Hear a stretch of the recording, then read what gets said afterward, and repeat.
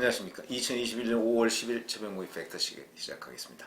문재인 대통령이 취임 4주년 기자회견을 조금 전에 마쳤습니다. 거기서 뭐 정말 내로남불의 자화자찬에 뭐 온갖 얘기, 그러니까 지난 4년 동안 일을 이렇게 해놓고서 앞으로 1년간 무슨 일을 또 다 할 것처럼 이런 식으로 얘기를 해놨는데, 뭐 그거는 정말 입만 아픈 얘기고요.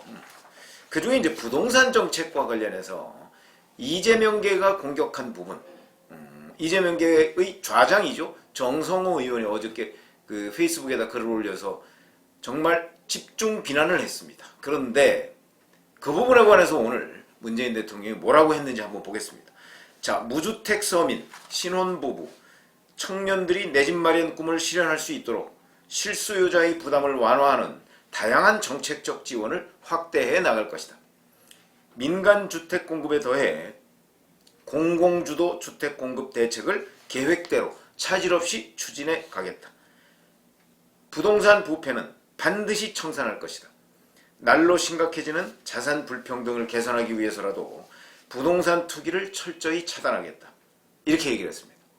자, 그러면 지난 4년간 못한 것들을 쭉 여기다 나열해 놓고 앞으로 1년 동안 이걸 하겠다는 겁니다. 그걸 어떻게 믿습니까? 4년간 못한 거를 1년간 어떻게 해결하죠? 불가능이죠. 그렇기 때문에 사실은 4년간 못했던 부동산 정책 부분, 그리고 부동산 가격을 이렇게 올려놓은 절망적으로 올려놓은 데 대한 반성과 사과가 선행됐어야 되는 것 아니냐. 이런 지적이 당연히 나올 수밖에 없는 상황인데도 문 대통령은 그 부분에 관해서는 하등의 언급이 없이 뭐 잘하고 지금까지 해왔던 계획 추진해 나가겠다 이런 식으로, 오히려 정책 기조의 변화 같은 거는 전혀 거론하지 않았습니다. 물론 사과도 없었습니다. 자, 그런데 이게 이제 10일 문재인 대통령의 부동산 관련한 회견 내용입니다. 근데 하루 전에, 어제, 이거는 이미 문재인 대통령의 오늘 회견이 예정돼 있던 그런 상황인데, 이재명계의 좌장인 사선의 정성호 의원이 페이스북에다 글을 올렸습니다. 이재명계의 또는 이재명 경기도지사의 공식적인 의견이다, 이렇게 얘기를 해도 아무런 문제가 없는 그런 입장 표명입니다.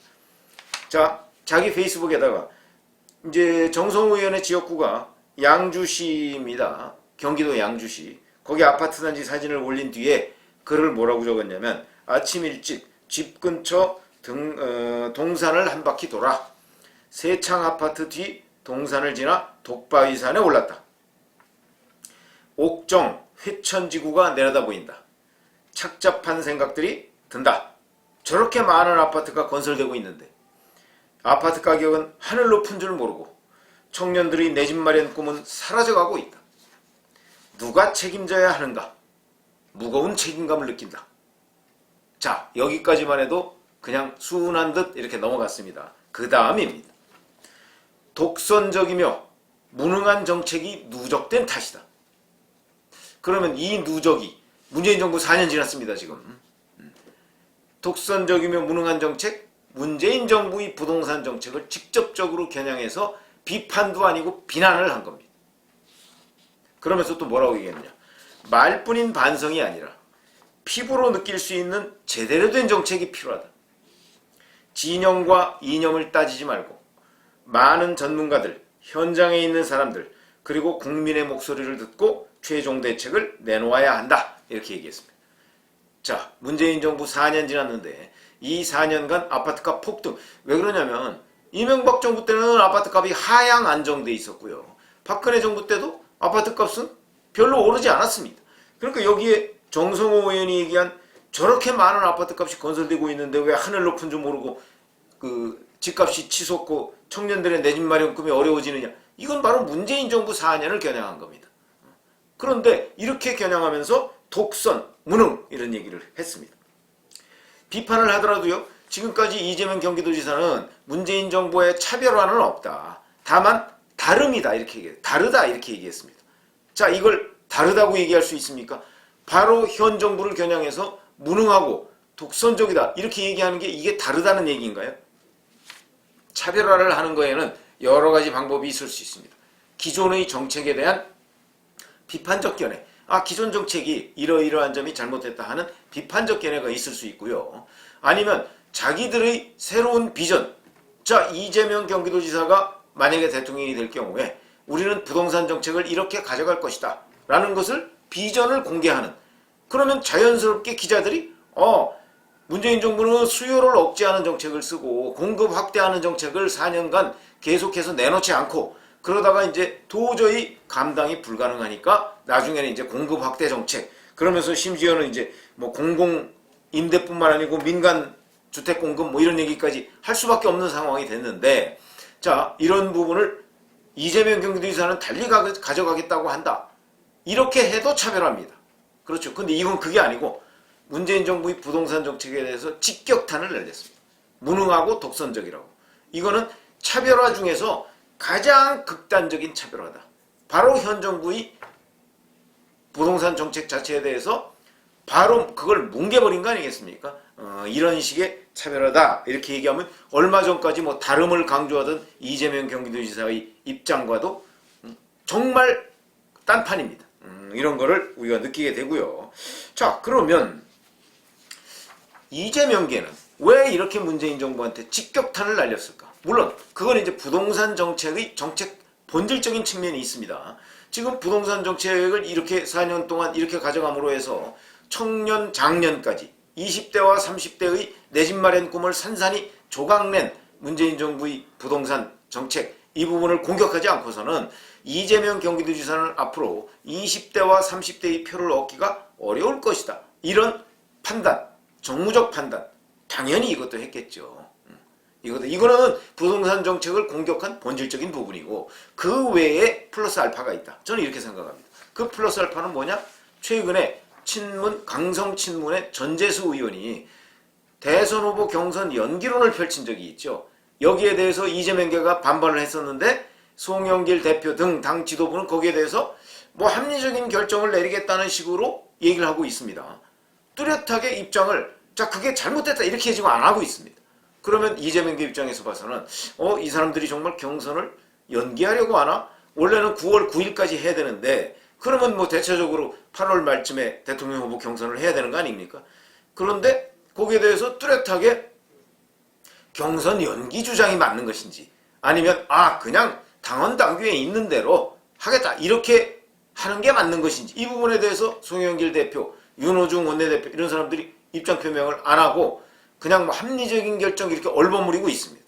그러면 이재명계로서는 당연히 의심을 하죠. 저 배후에 문재인 대통령이 있구나. 이런 의심을 할 수밖에 없는 상황이 되다 보니까 이거 그대로 놔두면 안 되겠다. 근데 경선 연기라는 본질적인 부분, 이 부분을 공격하는 것은 마치 좀 뭐라고 할까요? 좀스럽게 보이죠? 그러니까 그게 아니고 외곽을 때리는 겁니다. 문재인 정부의 부동산 정책을 때려가면서 20, 30대의 표도 좀 노리고 그걸 가져오기를 희망하고 그러면서 부동산 정책을 때리는데, 그 때리는 강도가 거의 미사일 수준이다. 무능하고 독선적이다. 이렇게 얘기를 했다는 것이죠. 그러면 이것은 바로 친문들의 대통령 후보 경선 연기 주장에 대한 대대적인 반격의 성격을 띠고 있다. 이렇게 보실 수가 있는 겁니다. 자, 만약 여기에 대해서 근데 문재인 대통령이 오늘 얘기한 거와 완전히 정성호, 그러니까 이재명계 좌장의 시각이 완전히 다릅니다. 잘못했다는 건데 문 대통령은 지금 잘못했다는 부분을 전혀 인정을 하지 않고 있는 겁니다.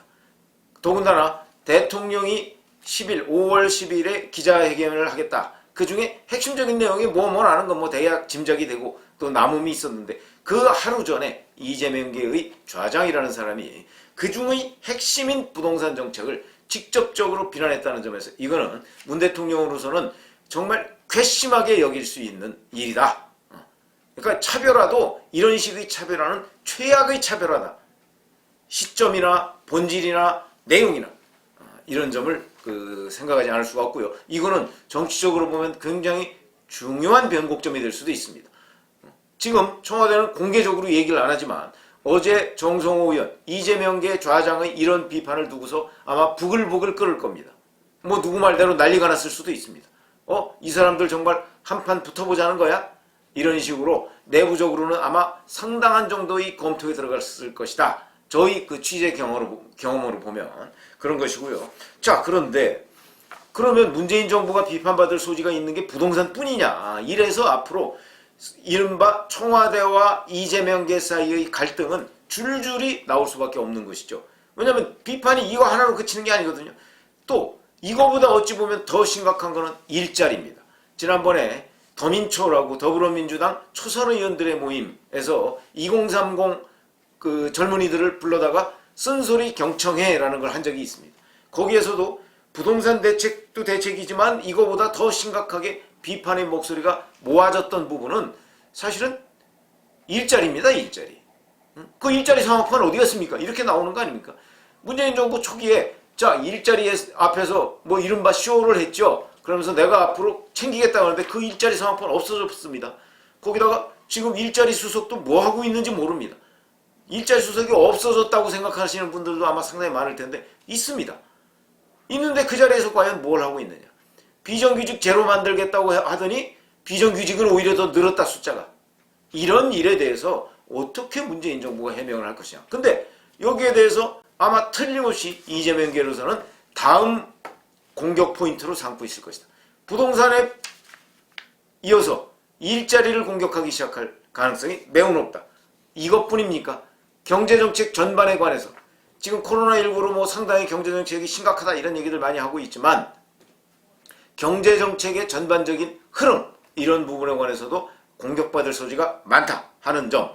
그 다음에 코로나19 백신과 관련해서는 이미 러시아산 백신을 검토하자고 이재명 지사 쪽에서 얘기를 하고요. 질병관리청에서 그거는 우리도 이미 검토하고 있는 내용이다. 뭐 이런 식으로 그 얘기를 한 적이 있습니다.